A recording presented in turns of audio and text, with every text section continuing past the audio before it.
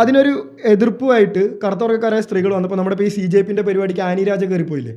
ഞാനും എന്താ ജെൻസി ആണെന്നും പറഞ്ഞിട്ട്. ആനി രാജയുടെ പ്രായം എന്താ, ജെൻസി എന്താ?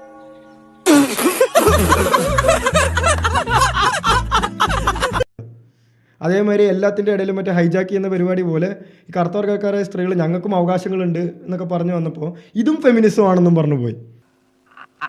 അതല്ല ഉദ്ദേശം. ഞാൻ മാറി പിന്നെ ചൂടാണ്ട് AC ഒന്നും ഇല്ല. അത് അങ്ങനെ എല്ലാ സാധനത്തിൻ്റെയും കൂടെ ഒരു ഫെമിനിസം. ഇപ്പോൾ ട്രാഡ് വൈഫ് എന്ന വാക്ക് പറയല്ലേ, ഇത് സത്യത്തിൽ ഫെമിനിസം അല്ല. ഒരു കയ്യബദ്ധം നാറ്റുകരുത്.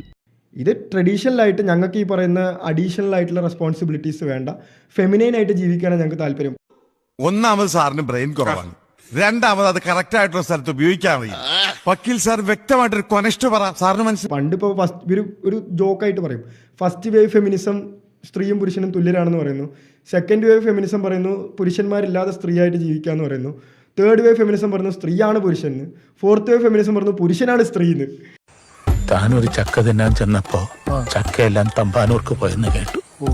തമ്പാനൂർ ചെന്നപ്പോ മാവിലാണ് ചക്ക കായ്ക്കുന്നതെന്ന്.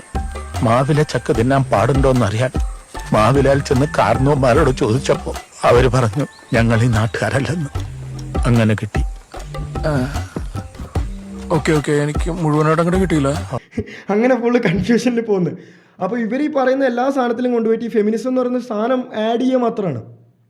അല്ലാണ്ട് ഇപ്പോൾ നിങ്ങൾ ഈ പറഞ്ഞ ട്രാഡ് വൈഫ് ഒന്നും ഏത് പ്രോപ്പറായിട്ട് ട്രാഡ് വൈഫായിട്ട് ജീവിക്കുന്ന ആൾക്കാരോട് പോയിട്ട് നിങ്ങൾ ഫെമിനിസ്റ്റ് ആണോ എന്ന് ചോദിച്ചു, അവരല്ലാന്ന് പറയും. അവരെ ഹൈജാക്ക് ചെയ്യാന്ന് ചെയ്യുന്നത്. പട്ടിയുടെ വാല് 12 കാലം കൊള്ളിട്ടിട്ട് എന്താ കാര്യം? പട്ടിക്ക് കൂടി തോന്നണ്ടേ അത് നിവർത്തിയെടുക്കണോന്ന്? കഷ്ടം. അതെ, ഞാൻ പോകുന്നു. പോയിട്ട് വലിയ കാര്യം ഉണ്ടായിട്ടല്ല, പക്ഷെ നിക്കാൻ നേരമില്ല.